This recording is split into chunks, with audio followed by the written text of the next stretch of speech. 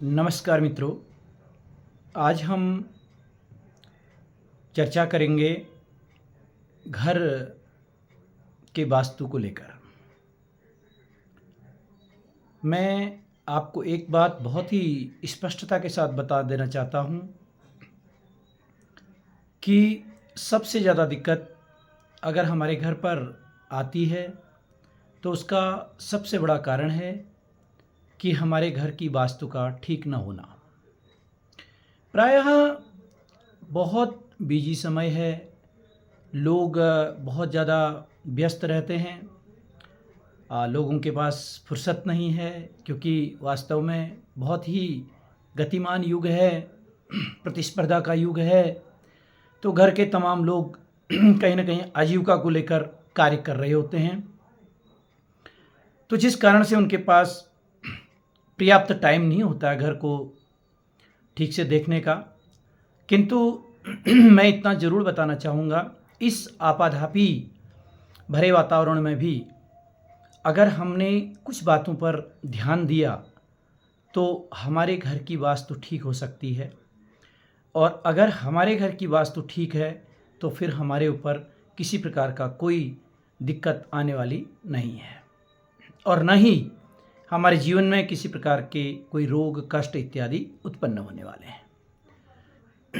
प्रायः देखा गया हुआ है कि अगर हमारे घर की वास्तु अगर खराब होती है तो उसके परिणाम स्वरूप हमारे जीवन में घोर निराशाएं आती हैं, हमारे घर की आर्थिक स्थिति डगमगा जाती है, पारिवारिक जनों का स्वास्थ्य प्रायः कमज़ोर रहता है और नकारात्मकता घर के ऊपर ज़्यादा रहती है। इसका कारण हमारे घर का वास्तु ठीक न होना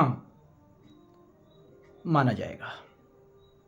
तो इसलिए कभी फुर्सत के क्षणों में अपने घर को ठीक से आप चेक कर लें, देख लें, घर की दिशाओं को, घर की वस्तुओं को, घर के मंदिर को, स्नानागार को और नित्य कर्म के स्थानों को हम ठीक से देख लें, समझ लें।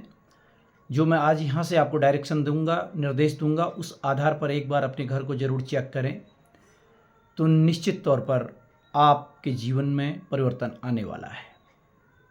अगर आपने इस वीडियो को पूरा सुना और समझने का प्रयास किया तो आप मान के चलिए कि आपके जीवन से बहुत परेशानियां दूर होने वाली हैं, बिना किसी खर्चे के और बिना किसी अनुष्ठान यज्ञ आदि के।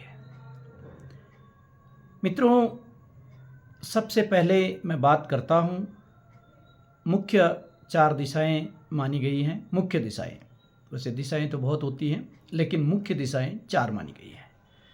तो मैं प्रायः बात करूँगा पूर्व, पश्चिम, उत्तर और दक्षिण को लेकर।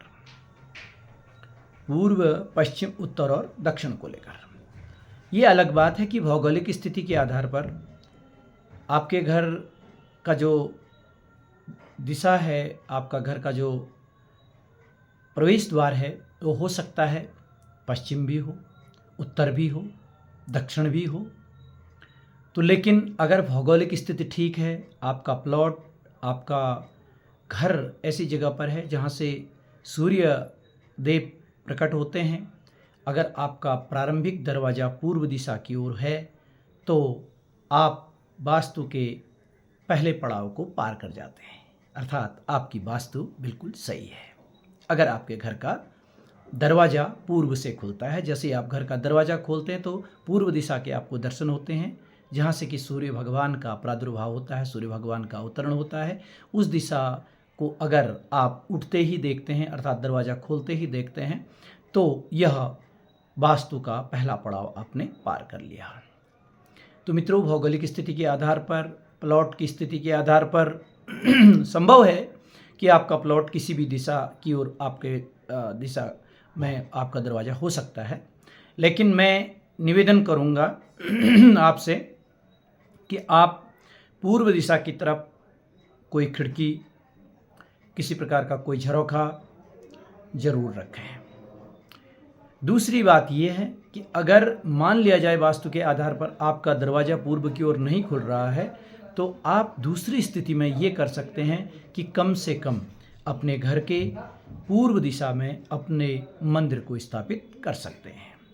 जो हमारे भगवान की पूजा का घर है, उसे हम कम से कम पूर्व दिशा में स्थापित करें, और हमारा बैठने का जो आसन है वो भगवान की तरफ रहे, और भगवान जो है पूर्व दिशा में विराजमान होकर हमको देख रहे हों। ऐसी स्थिति आप बना लीजिए। अगर आपने ऐसा कर लिया तो आपका पूर्व बिल्कुल ठीक हो जाएगा, तो आपने दूसरे पड़ाव को पार कर लिया। यानी मान लिया जाए कि आपका दरवाज़ा उत्तर है, पश्चिम है, दक्षिण है। अगर आपने अपने मंदिर की स्थापना पूर्व दिशा में कर ली और उसे ठीक से मंदिर को स्थापित कर लिया, तो आपका जो दूसरा पड़ाव है वो आपने पार कर लिया वास्तु का। तो भगवान अगर आपने पूर्व दिशा में रख लिए, तो मित्रों भगवान के बारे में भी मैं ये बताऊंगा कि जो घर में रखी जाती जो मूर्तियां होती हैं, प्राय अष्टधातु की जो मूर्तियां होती हैं, वो अपने हाथ से 4 अंगुल जो है 4 अंगुल की ऊंचाई से ज़्यादा नहीं होने चाहिए, जो घर में आप अष्टधातु की मूर्तियां रखते हैं। खासतौर पर श्री गणेश जी हैं, लक्ष्मी हैं, भगवान विष्णु हैं, तो इन्हें आप अपने घर पर रखते हैं। सदा भवानी दाहनी सिद्धि करे गणेश, पांचों देव रक्षा करे ब्रह्मा विष्णु महेश। भवानी माता दुर्गा माता की फ़ोटो, गणेश जी की, लक्ष्मी माता की फ़ोटो, विष्णु भगवान की फ़ोटो, तो आप अपने घर पर अवश्य स्थापित करें। पंचदेवताओं को अपने घर पर स्थापित करें, और अपने घर में मूर्तियां उतनी ही रखें जितनी मूर्तियों की आप देखभाल कर सकते हैं। उनको नियमित नहलाना, उनको धुलाना, उनको टीका चंदन करना, उनको गंधाक्षत करना, उनका षोडशोपचार पूजन करना, तो ये विधि आपको नियमित करनी है। भगवान को घर में रखकर उनको बिना नहलाए, बिना इस प्रकार से अपने घर पर रखना, ये भगवान का अपमान जैसा ही होता है। तो इसलिए मित्रों, मैं आपसे निवेदन करूंगा कि आप अपने घर पर जब भगवान को रखते हैं तो उनकी पूरी देखरेख करें और उनकी पूरी सेवा आप करें, ताकि ऐसा करने से भगवान की अनुकंपा और भगवान का अनुग्रह आपको प्राप्त होता रहे और आपके घर की जो वास्तु है वो ठीक हो जाए।